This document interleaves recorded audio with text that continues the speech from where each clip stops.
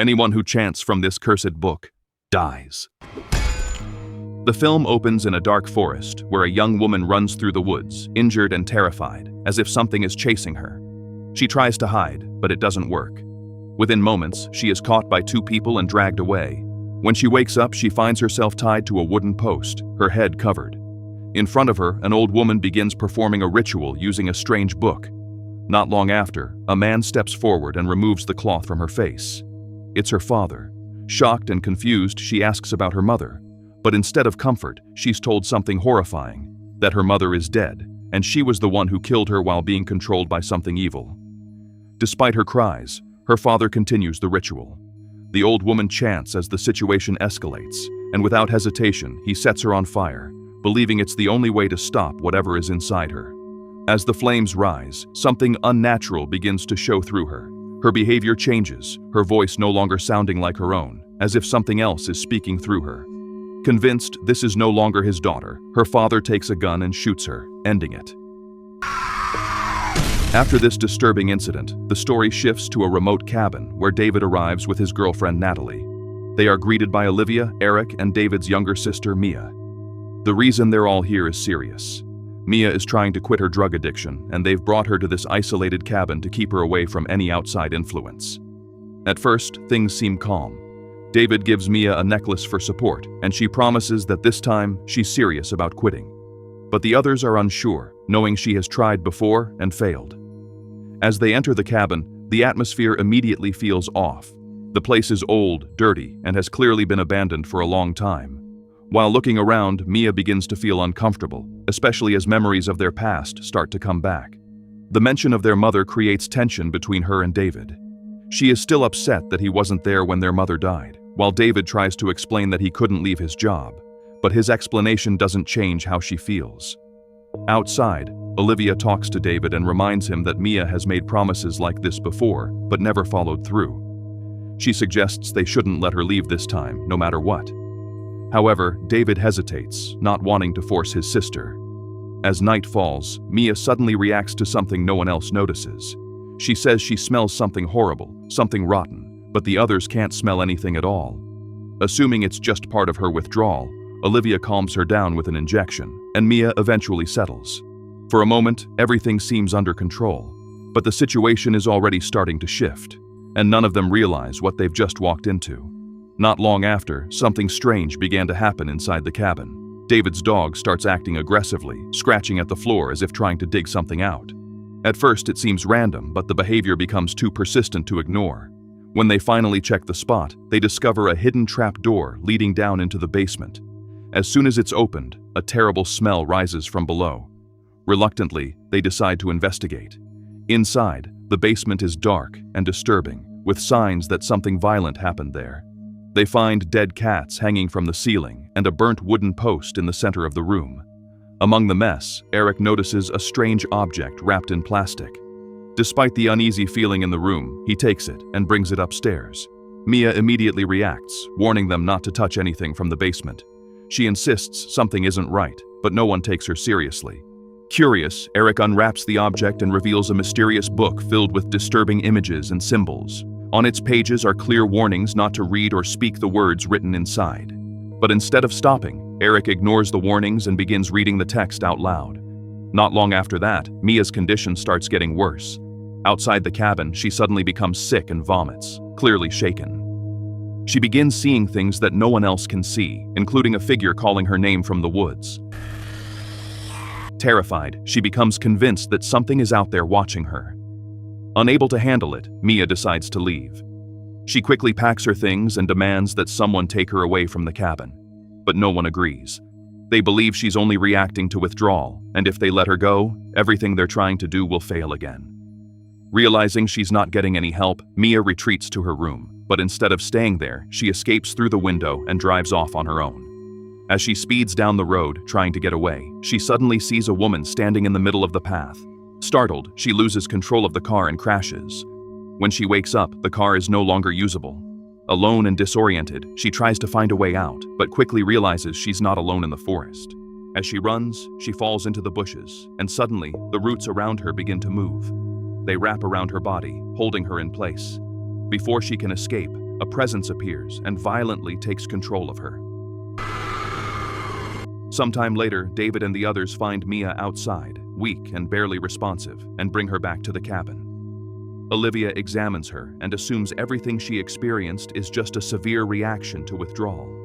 No matter how much Mia insists that something attacked her, no one believes her.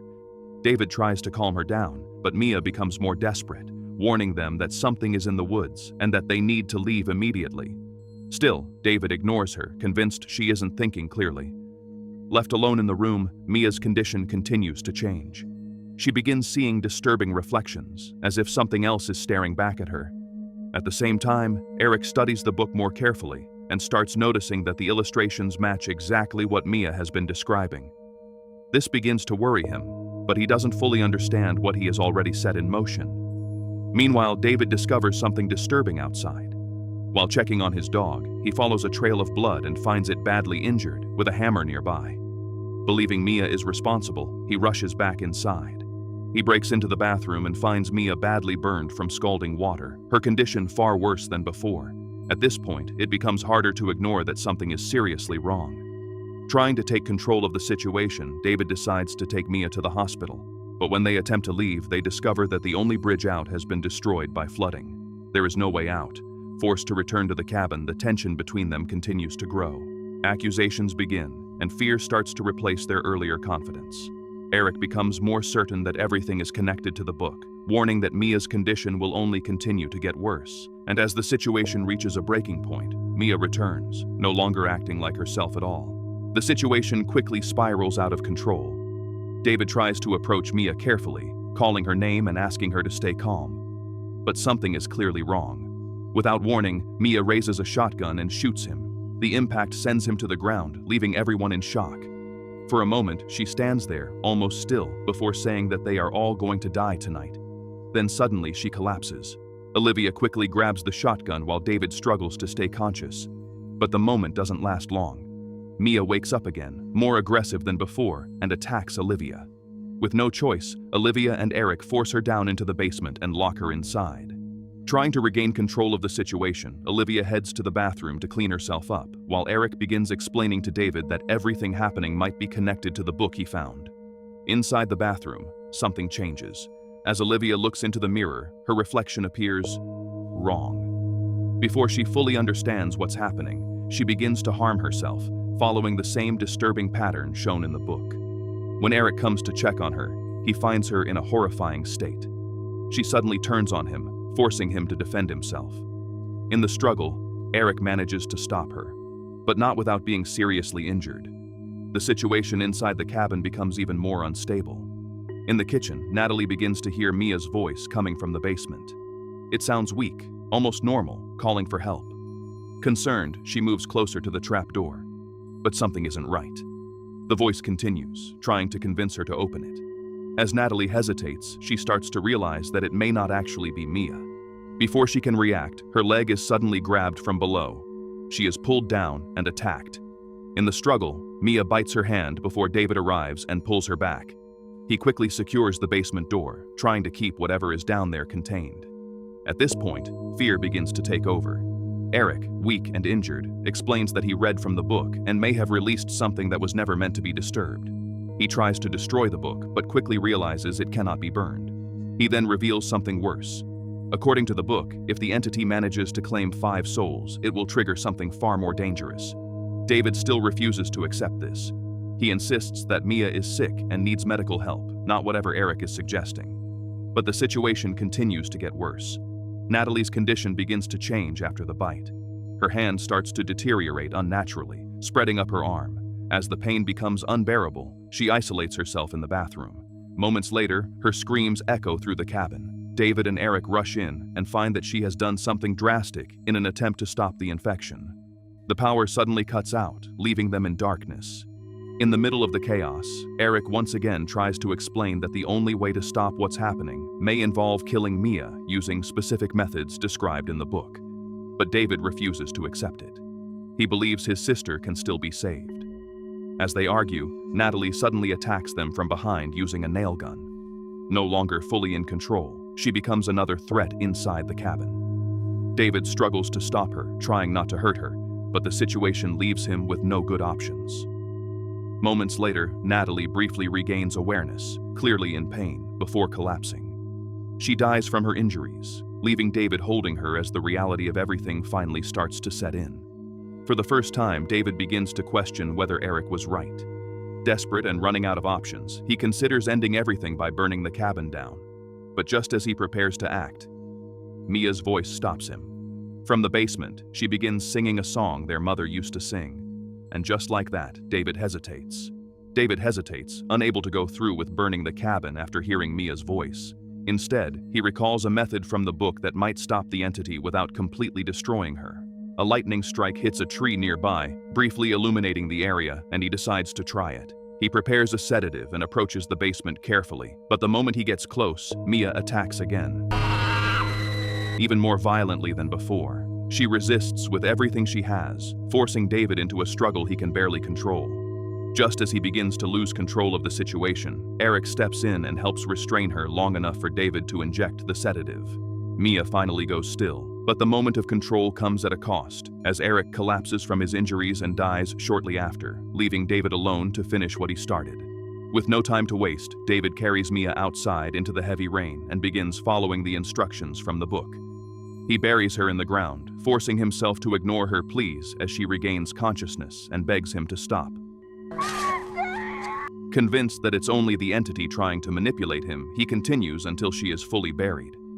After a moment of silence, he digs her back up and attempts to revive her using a makeshift defibrillator. At first, there was no response. Mia lies motionless, and David slowly accepts that she's gone. He turns away, overwhelmed, but just as he begins to walk off, Mia suddenly gasps for air. He turns back in disbelief as she comes back to life, and for the first time, it seems like the plan may have worked. Relieved, David returns to the cabin to get the car keys so they can finally leave, but inside, the situation takes a final turn. Without warning, Eric, now possessed, attacks him from behind. Already weakened, David is unable to fight back and is fatally wounded. Using the last of his strength, he makes it outside and tells Mia to run, then makes one final decision. He fires into the cabin, igniting the fuel inside and setting the entire place on fire, sacrificing himself in the process. Now alone, Mia watches as everything burns. She notices the necklace David gave her earlier and holds onto it, standing in the aftermath of everything that has happened. But the nightmare isn't over yet. Blood begins to fall from the sky, confirming that the entity has claimed enough lives. Moments later, its true form rises from the ground, forcing Mia to run once again. She heads toward a nearby shed, searching for anything she can use to defend herself, and finds a chainsaw. As the creature closes in, she prepares to fight back. The encounter quickly turns brutal as she manages to injure it, but it retaliates by flipping a car onto her, trapping her hand underneath. With no other option, Mia forces herself free despite the pain and continues fighting. This time, she doesn't hold back. Using the chainsaw, she attacks repeatedly until the creature is finally destroyed and dragged back into the ground. Silence returns as the rain stops and morning begins to rise. The nightmare is finally over. Mia stands as the only survivor, surrounded by what remains of the cabin and everything that happened there. Nearby, the book that caused it all slowly closes on its own, as if nothing ever happened. More horror recaps coming soon. Subscribe so you don't miss the next.